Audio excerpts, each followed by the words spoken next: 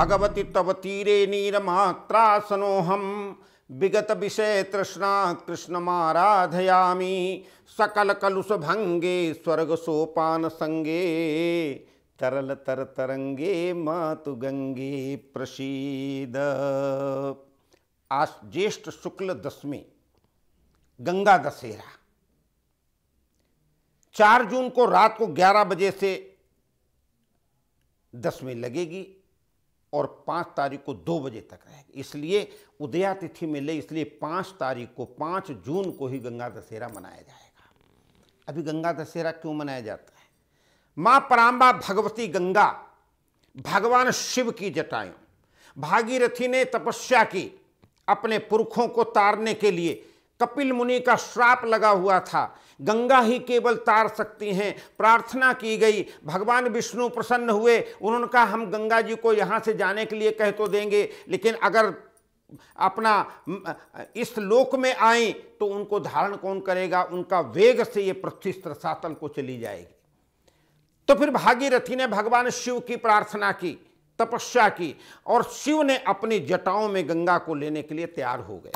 भगवती गंगा जी भगवान विष्णु के चरणों से निकली और भगवान शिव के जटाओं में वहां पर चारों तरफ घूमने लगी।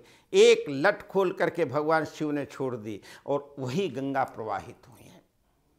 गंगा गंगा यो ब्रूयात योजना नाम सतैरपि। मां परांबा भगवती गंगा हिमालय की उपत्यकाओं से निकल करके सीधे चलते हुए उत्तरकाशी होते हुए और रुद्रप्रयाग होते हुए और आगे अब देवप्रयाग होते हुए आगे पर ऋषिकेश में आती हैं और ऋषिकेश से हरिद्वार में आकर के जो हर का द्वार है, हर का द्वार का मतलब भगवान शिव का द्वार, जहाँ केदारनाथ हैं, हरि का द्वार मतलब बद्रीनाथ हैं, वहीं से यात्राएं प्रारंभ होती हैं।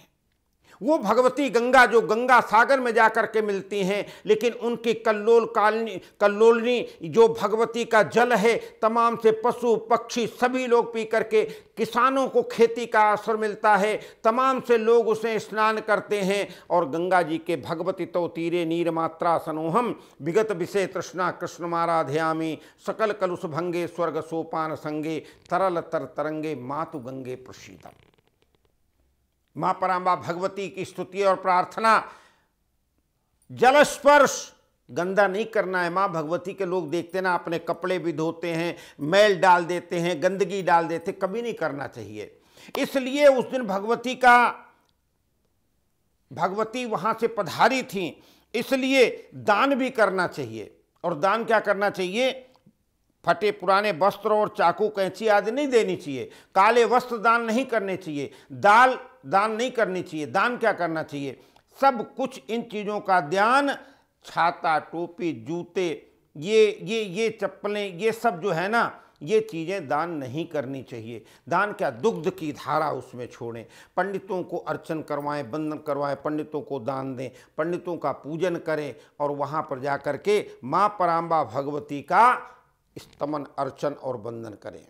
माँ गंगा को प्रार्थना करें, माँ परांबा भगवती गंगा। तो इस प्रकार से गंगा दशहरा जो ऋषियों के श्राप को दूर करने के लिए, कपिल मुनि के श्राप को दूर करने के लिए राजा सगर के 60,000 पुत्रों को उतार दिया, भगीरथ के प्रार्थना की, इसीलिए उनका नाम भागीरथी भी है।